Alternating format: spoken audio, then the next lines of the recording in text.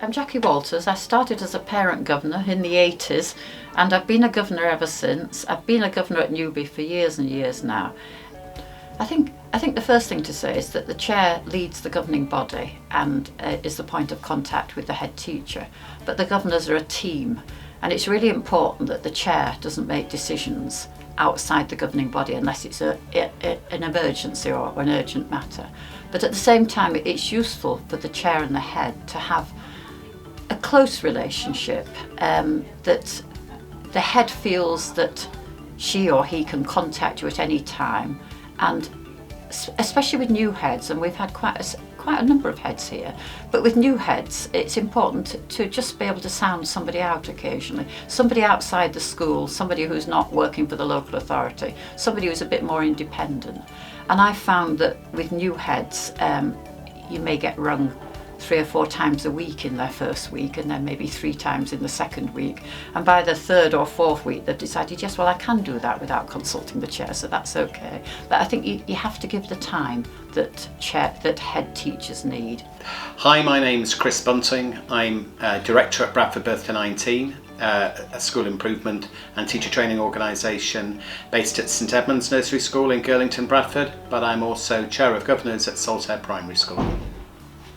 In my time in the Saltaire Primary School governing body, I've worked under a governing body which has been under 3 different head teachers. In fact, a head teacher who then became executive head teacher, and then another head teacher. And as a member of the governing body, it's important to have a good relationship with your head. I think that relationship between chair and head is a different one, actually. I've had the advantage through my position working at Bradford Birth to 19 as an education professional to be able to talk in a, I'm not trying to be too confident on this one, but I kind of know education, and therefore I've been able to talk to the head in a way which I think has been really helpful for him, or indeed her. But what I'm saying in terms of that chair relationship, you need to be somebody who is able to be brave in your ability to be able to challenge a head teacher. And that's not always about pupil performance data. You kind of, in a way that only a chair can, need to try to look after your head as well. Headship, it can be a tremendously lonely post where you can take on so many responsibilities and take the burden, hold that burden, quite heavily. I see my job as a chair to be able to be there to support the head teacher, to make sure that they look after their own well-being. It is for the governing body to make sure that at a senior and strategic level, leadership is as happy and as positive as it possibly can be, and that requires a level of honesty and trust between chair and head teacher, which can be difficult to establish if you're new to a governing body and new to the position of chair. And it's one that's taken me tact and humour and positivity over the years to be able to develop. My name's John Devlin. I'm Executive Head Teacher of the Our Lady Victories, where we are today, St Anne's in Keighley, and also St Joseph's in Keighley and St Anthony's in Shipley. And I work with the Blessed Christopher Wharton Catholic Academy Trust. I've been head teacher here at Our Lady Victories a very long time, 16 years since 2006, and I've been executive head for 7 years with the other schools. I love my job. I'm a Keighley boy and a Keighley Catholic boy, and I'm very privileged to be able to work in the job that I have, and do all I can for the children of Keighley, my hometown, which I love very much. Well, when it comes to planning our meet, we have 6 meetings a year, and we have an agenda that is set by our Academy Trust, so that we know, which is good for them, because the Academy Trust know that they have assurance that we are covering the right things at the right time of year. But then, as school leaders, we have autonomy to put different things on our agenda as well. We always make sure that we have at least one report from a subject leader. So we might have a session on phonics, for instance, phonics and early reading. So the governors will get an idea of phonics and early reading across the 3 schools. The agenda that's set, we work with Bradford Clerking Services, Governor Clerking Services, who are very helpful. They help us get all the documents out in a timely fashion, and so at least a week in advance. But we do have a good degree of autonomy as to what we want to talk about, but also having the assurance that we are covering what we need to, because that's been set by our Academy Trust. In terms of figuring out the agenda, I suppose our practice at Saltire has developed over the very many years I've been on that governing body. In fact, I've been on Saltire's governing body all of this century. And I've been chair for the past six years or so. Our practice has evolved around agenda setting. We've been lucky to have the support of a really good clerk from the local authority, or a number of really good clerks from the local authority, and they typically provide us with a framework, a kind of draft agenda, and that seems to work pretty well. Looking further ahead over the whole of the course of the year involving our governing body, we established a year plan really in terms of the agenda, so we pretty much know what's going to be coming up in terms of expected agenda items a year in advance, but then of course we need to react to particular issues that are in place.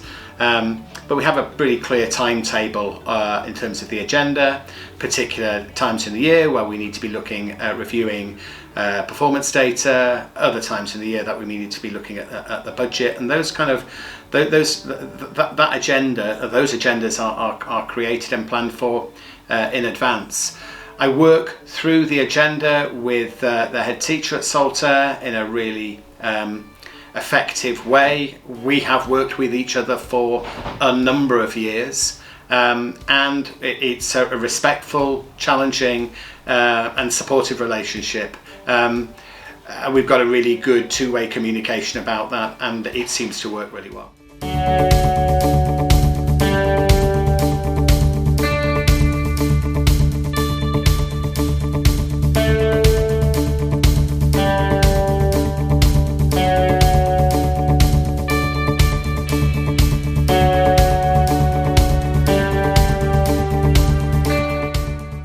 Sarah Rawnsley. I'm the head teacher of Newby Primary School in Bradford 5, and I'm at the end of my 32-year career.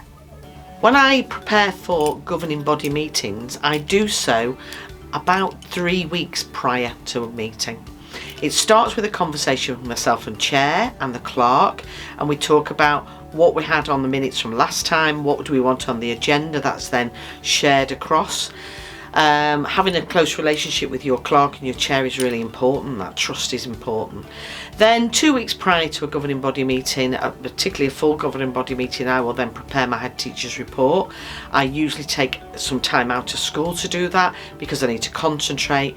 My reports have a particular format that I've developed over the years, and they always start with the sort of facts and figures and data of school, moving into the different areas, usually under Ofsted framework headings, and then that's out to governors always at least a week prior to the full governing body meeting. That then allows governors to read it and minimises times in the governing body meetings. Something that we've developed through lockdown is the sharing of governors' papers. So since lockdown, we developed a shared OneDrive, which is then shared amongst governors. All papers are placed into a OneDrive folder so that governors are expected and do read the papers prior to that full governing body meeting, so that no time is wasted. We keep our full governing body meetings to 2 hours maximum. We don't go over, and that has been a really good way of managing governance. It makes it a pleasurable affair rather than a long-winded night out. Something that we've developed through lockdown is the sharing of governors' papers. So since lockdown, we developed a shared OneDrive, which is then shared amongst governors. All papers are placed into a OneDrive folder so that governors are expected and do read the papers prior to that full governing body meeting, so that no time is wasted. We keep our full governing body meetings to 2 hours maximum. We don't go over, and that has been a really good way of managing governance. It makes it a pleasurable affair rather than a long-winded night out. I think over the years, I've been a head teacher since 2006, and one of the key pieces of learning that I have had is that as a head teacher, never hide anything from your governors. If we're going to be a profession that is credible and have a real sense of doing the right thing for our children and families, then when we make mistakes, own them. And the governors are your critical friend.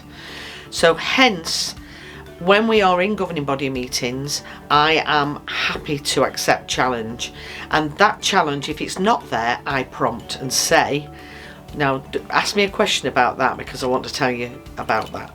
And governors are really good at that, and they've taught them, it sounds a bit patronising, but I don't mean it patronisingly, over the years I've led governors into being able to feel confident at giving challenge, because it's only through challenge that we do grow. And it's only through challenge and that growth that we can make things better. If we don't ever challenge it, the status quo stays the same. Same old, gives same old. So we have to just challenge each other and get those difficult questions out, because if I don't have the answer, I'm happy to say I don't have the answer, but I'll find out. And that growth in your own confidence as a leader means that you can have really productive relationships with your governors. Never hide a thing. Just accept it and welcome the challenge. It's usually always for the betterment of yourself and the children. So I'm Fiona Mear, I'm one of the co-head teachers at Low Ash Primary. I'm Beth Medhurst, I'm the other co-head teacher at Low Ash Primary School, and we've been enrolled together since September 2019. So with regards to governor questioning, it does take time to develop governor skills in this area. We identified it as an area that we needed to develop. So initially we started off with some external training and the types of questions that governors should be asking. We then moved on to providing governors with a framework for their questioning and even prompting them in meetings about, can you ask a question about this area? By providing the documentation a week in advance, it does give all governors a chance to read that and formulate the questions. We do encourage as well that governors sometimes email us questions in advance so we can make sure we have a full thought out response for them. I think one other thing we realised along the way was that at points we gave them too much information. So they had so much data they didn't need to ask any questions, whereas if you present some data that throws up a natural question, then we made sure that they were able to ask it rather than just having it all answered by default. So we've learnt things along the way as well. And that's a really good point. We've really slimmed back, haven't we, on our head teachers report, for example, so that there are things that they can actually ask, as Fiona said. And I think now it's been identified as a strength in our recent review that actually governor questioning is pretty good. So we're proud of the journey we've been on with that.